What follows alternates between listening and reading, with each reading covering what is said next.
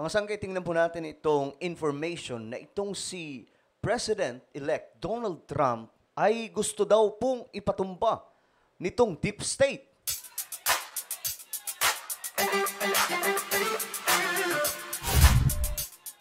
So hello, what's up mga sangkay? Magandang oras po sa inyong lahat. Ako muli ito nagbabalik dito sa ating channel para na naman po sa panibagong nating topic na ating tatalakayin ngayon mga sangkay.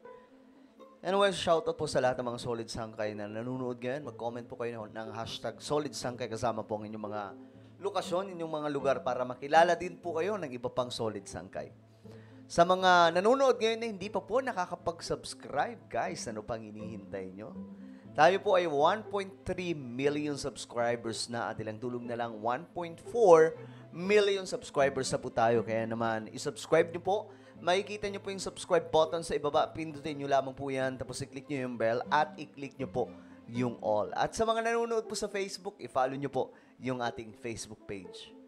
Okay, mga sangka. Ito nga po, tingnan po natin itong information about kay Donald Trump na sinasabi po dito mga sangkay na nasa delikado daw pong kalagayan. Nasa grave danger. Alam nyo kasi, sa mga nakasubaybay po dito sa ating mga pandaigdigang balita, mga sangkay, itong si Donald Trump, ilang beses po tinarget, patumbahin, yung pinakasikat mga sangkay, yung dumaplis lamang po sa kanyang tenga. Yun. At ngayon, mga sangkay, mayroon pong information na lumalabas na itong deep state, ito po yung makakapangyarihang tao, mga sangkay, na kaya pong magpatumba ng kahit na sino mga leader ng mga bansa. Gusto daw pong ipatumba. Si Donald Trump, marahil mga sangkay, ang isipin dito ng iba, Illuminati o kung ano pa mga sangkay. Basta ito, tingnan po natin ang balita. Dismantling the deep state is a top priority for the incoming Trump administration. But more danger for Donald Trump may lie ahead. In 2017, at the start of Trump's first term, 2017? Senate Majority Leader Chuck Schumer warned him about taking on the deep state. Okay, eto na. Deep state. Eto na, makakapangyarihang tao yan, mga sangkay, doon sa bansang Amerika na ngayon binabangga po ni Donald Trump. Isa sa ayaw po ng deep state ay ang i-honor si Jesus Christ. Ayaw po nila noon, mga sangkay. Kasi gusto nila, kontrolado lahat, hindi yung tipong may sinasamba ang kanilang gobyerno. Ayaw po nila ng ganyan mga sangkay. Kaya po, gusto po talaga nila na itumba itong si Donald Trump. Akala ko nga mga sangkay, ito po ay isang haka-haka lamang, pero mukhang totoo po. You take on the intelligence community, they have 6 ways from Sunday at getting back at you. So, even for a practical, supposedly hard-nosed businessman, he's being really dumb to do this. Crossfire hurricane, Russia collusion, a 2-year special prosecutor investigation, 2 impeachments, federal and state indictments, 2 assassination attempts. Grabe. Ayan po ha. Yung mga nababanggit mga sangkay, ito yung ilang beses na ginawa sa kanya. Impeachment, kung ano-anong issues na binato sa kanya, mga sangkay. At ang isa sa pinakamatindi, yung dumaplis lamang po sa kanya. Ayan, ito po mismo itong larawan na ito mga sangkay. Pero, pagkatapos dyan, mayroong pagsumunod. Marami pa, mga sangkay. So what can we expect in the days ahead? Well, joining us to share some thoughts is former whistleblower and Pastor Pedro Israel Orta. Pastor Orta served in counterintelligence and as an operations officer of the CIA for 18 years. Grabe. Also in the Office of the Inspector General for the intelligence community. He's author of the book, The Broken Whistle, A Deep State Run Amok. Grabe. Alam nyo mga sangkay, minsan talaga naniniwala tayo sa mga conspiracy theory.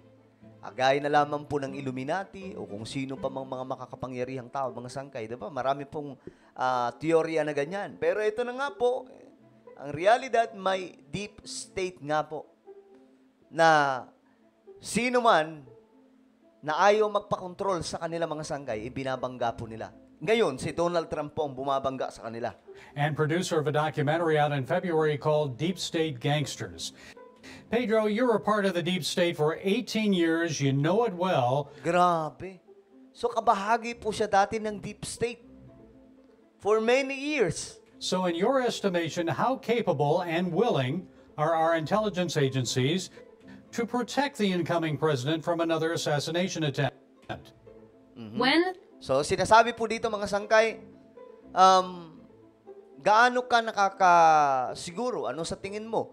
Paano po proteksyonan itong incoming president, itong president-elect na si Donald Trump ng security niya, mga sangkay? Kasi nalusutan nga po siya nakaraan, di ba? Oo, napanood yun mga sangkay, yung dumapli sa kanya, nalusutan po siya. Nako, kunting lingon lang po nun mga sangkay, buti nga hindi siya napalingon ng bahagya kasi kung hindi, ay, dali po si Donald Trump. So ito, tingnan po natin. It's a very, very difficult topic to quickly expound upon. Napakahirap daw po na topic nito. Deep state, national security bureaucracy, entrenched since the very beginnings of its foundation, 1947 National Security Act. Okay, 1947, nagsimula itong deep state. We're talking about a CIA that historically has lacked congressional oversight. So ito na nga po mga sangkay. So CIA pala ang nagpapagalaw nito o pinapagalaw. Which led to serious abuses in the 50s and the 60s. They tried to mitigate it in the 70s with the Church Committee, but yet once again, 80s and 90s, their power grew again. And post 9/11, the Patriot Act and so forth gave them vast additional powers, plus, the technological surveillance state. So with these vast powers, it is very easy for them to abuse these powers, lie to the FISA courts, for example, to turn collection on political adversaries, as we witnessed, and for that matter, manufacture evidence, as they did against General Flynn. Okay, kaya daw po nila mag-manufacture o magsabotahe ng kahit na ano pong ebidensya para lamang po idiin yung isang leader o isang tao mga sangkay na inaayawan po nitong deep state. And to a degree, President Trump. So it's a perilous environment. Priority number one is going to be to root out and clean out this corruption. It's going to demand that he appoint specific personnel like Devin Nunes, Kash Patel, Rick Grenell, people who have taken on this deep state. So talagang mga sangkay, binabangga po ngayon ni Donald Trump itong deep state. Medyo malalim po itong usapin mga sangkay. Pero para po sa inyong kaalaman, mga malalalim po itong mga pagkatao, mga elitista, mga sangkay who controlled the government of United States of America. Na sila din po yung sangkot, mga sangkay, sa mga malalalim na mga karumal-dumal na gawain, mga sangkay, sa iba't ibang panig ng ating mundo. At ito po ay pinapagalaw sa pamamagitan daw po ng CIA. And they're going to have to dig deep and go into the senior executive service, the senior intelligence service. These are the higher ups, and start cleaning people out. So ngayon, ang matindi dito, naglagay po si Donald Trump ng mga talagang mapagkakatiwala ang tao, mga sangkay. Sa halimbawa na lamang po sa CIA. Well, many Americans have criticized the Secret Service for not having enough assets on the ground and in the air, protecting the former president in Butler, Pennsylvania. We still haven't seen the attempted assassin's phone records. Many of the details are still being withheld from Congress and the public 4 months after the incident. Share your thoughts on this. What have you learned? Ito yung time, mga sangkay, na tinarget si Donald Trump.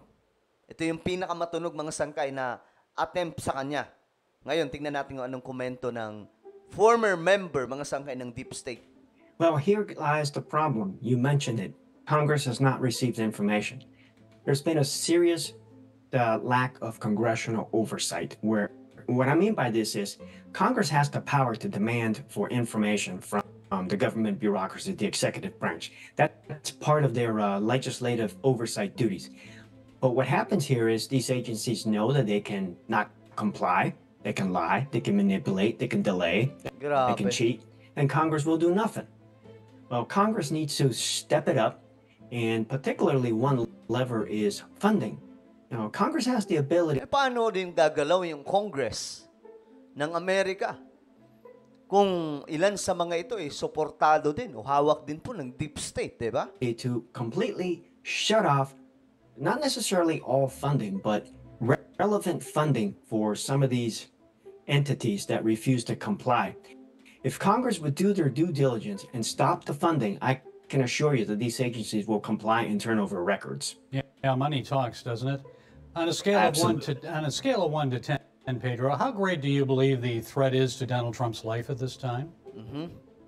Well, there's a couple of things. Extremely grave. I mean, we've had not now, and we know it's a fact. Iranians trying to potentially assassinate him. But that Grabe. So up to now pala mga sangkay, gusto pa rin pong itumba si Donald Trump. Kahit po hindi pa siya Pangulo. Alam niyo mga sangkay, sa Amerika, naturingang democratic country po sila. Pero tingnan niyo mga sangkay, yung gobyerno nila, yung sistema na mayroon po sila mga sangkay, di ba? Ang gulo. At nandun na po yung mga matitinding sekreto. matter, we have a weakened bureaucracy at the Secret Service with the DEI policies that completely just gutted and undermined their mission. So, I mean, there are serious questions about the Secret Service ability to protect the president. So, consequently, yes, I mean, he is at grave risk.